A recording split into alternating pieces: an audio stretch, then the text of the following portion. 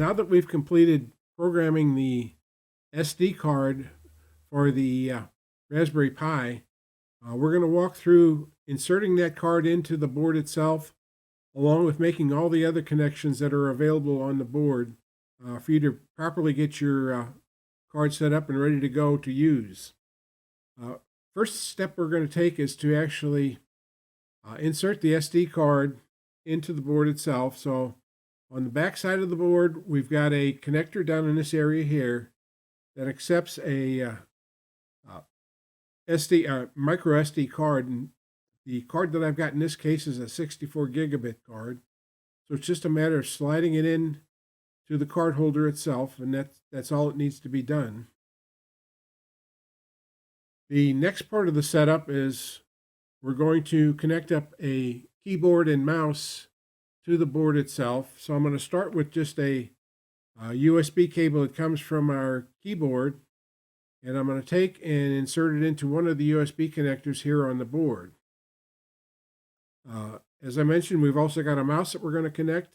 In this case, we're using a wireless mouse, and what we're going to do is take this small wireless transceiver that's a USB type connector and insert it in another one of the USB connectors here.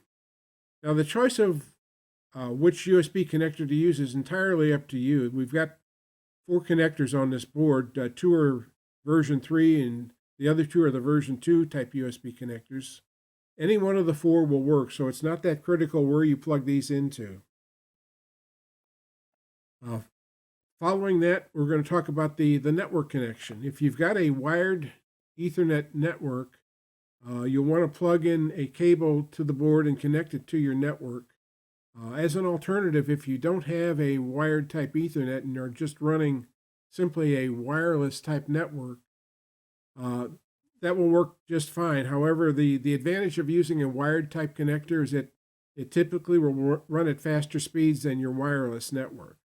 So to connect up a wired type connection, we're taking a standard RJ45 type connector, and we're going to insert it into the connector slot down here on the end of the board like that. And that will make our Ethernet connection.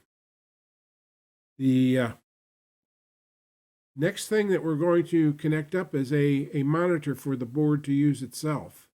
We've got, in this case, since we're using a version 4 Raspberry Pi, there are actually 2 connectors here on the board itself.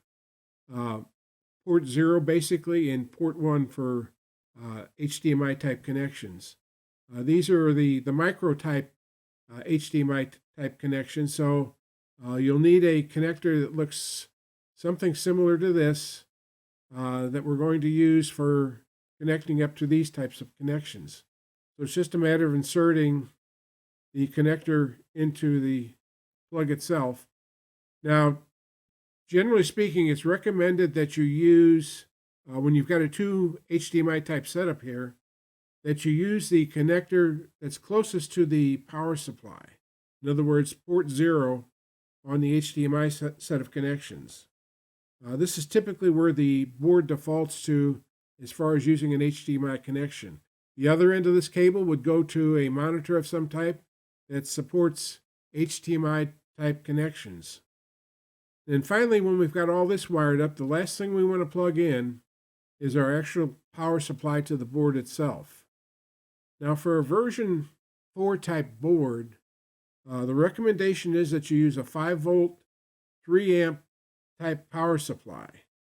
So even though these look like standard type power supplies that you connect up to your cell phones, a lot of the cell phone connectors may not necessarily supply a 3-amp type output.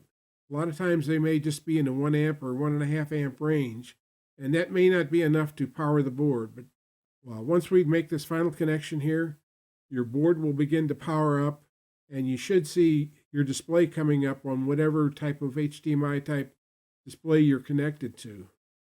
We will have another video talking about actually finishing off the configuration once the board starts to boot up. It'll actually start asking you a few questions as it boots up about things like network and screen setup. So until our next video, we will leave it go at this point, since we made all the necessary connections to this particular board.